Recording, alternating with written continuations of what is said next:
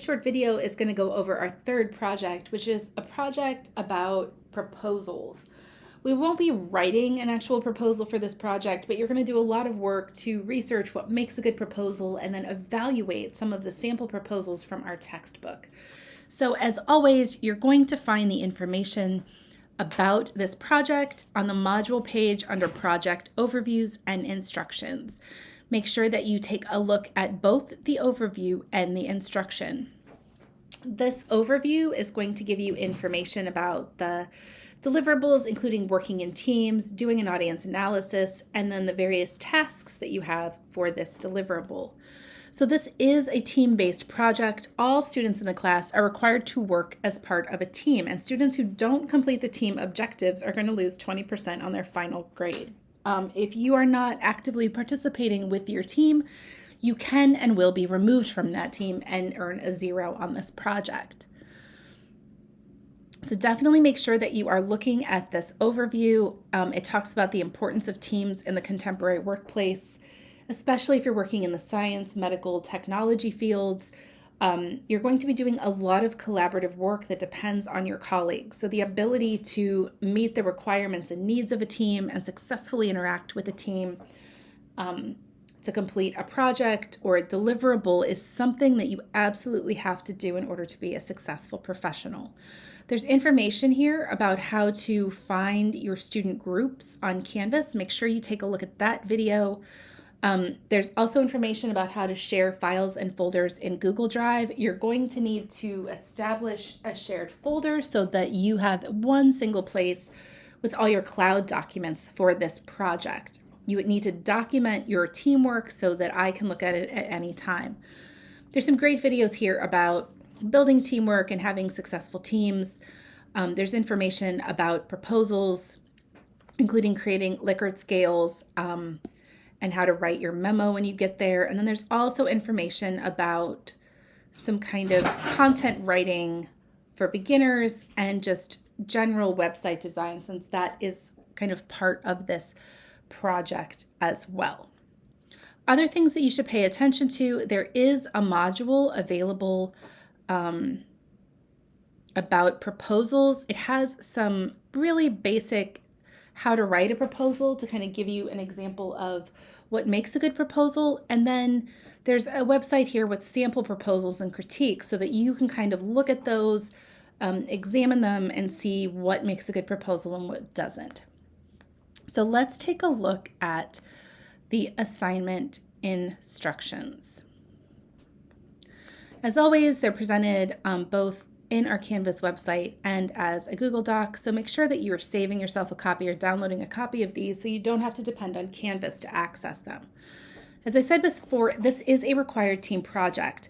When you go into Canvas and you go to People, once groups are assigned, you'll be able to go to the Groups tab and you'll find the groups that you are assigned to.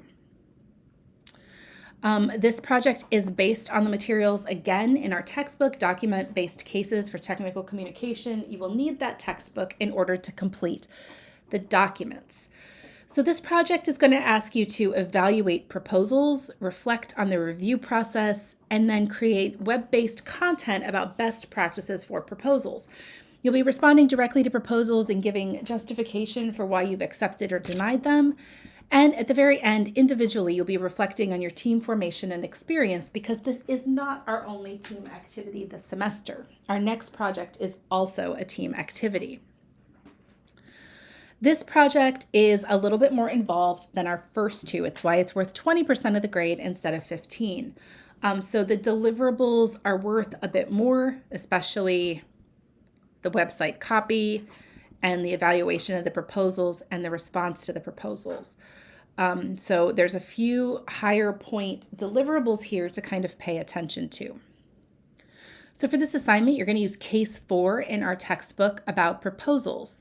The first thing that you need to do is contact your group members by posting on the group's homepage in Canvas.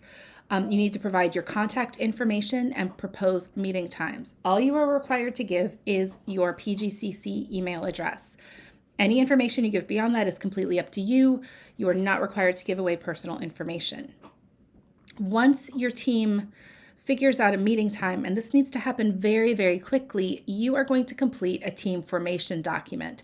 This is your team charter, and you're going to be sharing this with me because this is kind of the rules of engagement and the agreement that your team has made on how you're going to work.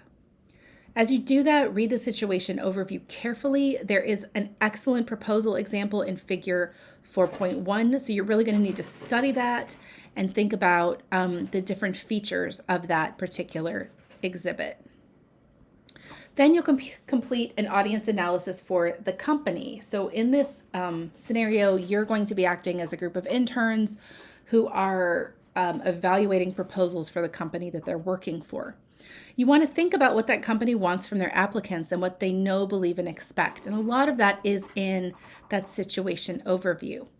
Then you're going to review the documents. This case gives you 4 sample proposals that fictional applicants have submitted in order to get funds from the foundation that you work for. You're going to be using your understanding of strong proposals from the textbook and course resources to evaluate them. I would suggest that you evaluate proposals individually first and then come together. But before you evaluate your proposals, your team really does need to think about what the qualifications are. Our overview for the project has information about how to set up criteria and to use Likert scales in order to set up evaluation criteria. Once everybody has evaluated the proposals individually, then you're going to discuss the evaluation with your team members. You want to make sure you're each in agreement about the strengths and weaknesses. If you have a disagreement, it probably signals different understandings about what makes a strong proposal.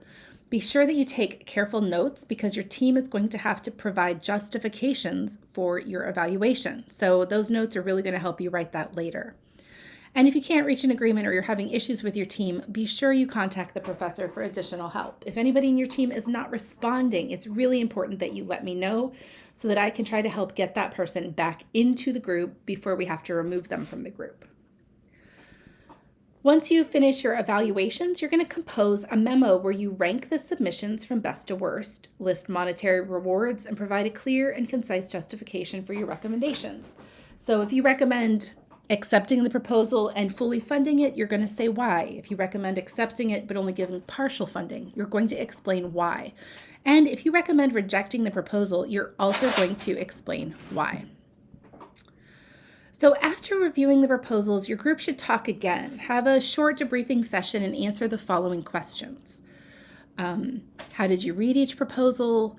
In what way did each reviewer's background affect funding decisions? And what aspects of content, organization, and design made reviewing them difficult or easier? Then it's time to complete an audience analysis for the proposal applicants because you're going to have to address those applicants. Based on your discussions and your experience, you're going to provide advice to prospective applicants on how to write a successful proposal. So your boss, Jessica, has asked you to help come up with website content that they can put as kind of like a help page on the foundation's website that gives hints and tips for best practices for more effective proposals. You're not going to write the actual website. You're only going to write the copy and give instructions for design. Make sure that you include any notes to the web designer about online features that should be included. So if you're going to include links to references, you need to make sure that you include that information. Then you're going to actually respond to the proposals. You'll write 4 emails, so an email to each of the 4 applicants, and let them know whether they're going to get their funding or not. Your email should thank the individuals, explain why they have received or not received funding, suggest ways of improving their proposal if that's appropriate, and if appropriate, you can encourage them to resubmit in a future quarter. So all of that is going to happen as team activities. You're going to submit 1 deliverable for each of those points, and that deliverable will stand as a team grade. There is 1 individual activity, and that is a reflection memo directed to your professor where you explain your own work in the group, evaluate your team's interactions, and reflect on how you can improve on future group projects. So the deliverables give you some more information about how to fill out the team formatting document, the audience analysis documents, Make sure that you are looking at the overview in Canvas for specific guidelines on evaluating the proposals. You have to come up with criteria that the entire group is going to use so that your proposals are, or your evaluations are kind of equal. So when you come together, you can rank them. Remember, it's not just about saying yes or no. You have to kind of put them in order from kind of best to worst. And to do that, you have to kind of come up with a system for quantifying or figuring out how you're going to rank them. There's lots of information on Canva about the website design. When you create the content for the help page on the website, you're going to need to include at least 3 sources to support the guide. Again, there's more information about this in the overview module, but make sure that you are citing your sources of your information. When you respond to your proposals, you should provide 4 separate, properly formatted emails, but you'll include them in a single document.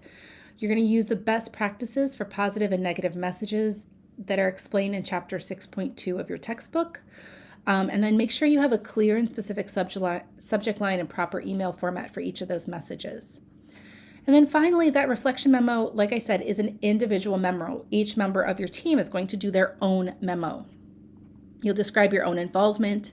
You'll evaluate your engagement and work compared to other group members. You'll propose strategies for improving the team's work in future projects. And if you had any issues with non-responsive group members or with the group process, this would be a great place to address them there.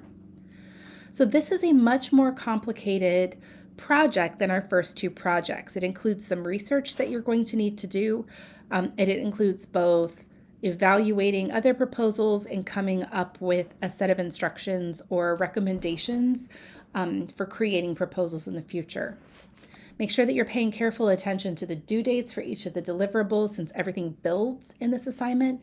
And if you need help or have any questions, feel free to reach out, visit office hours, or let me know what support you need.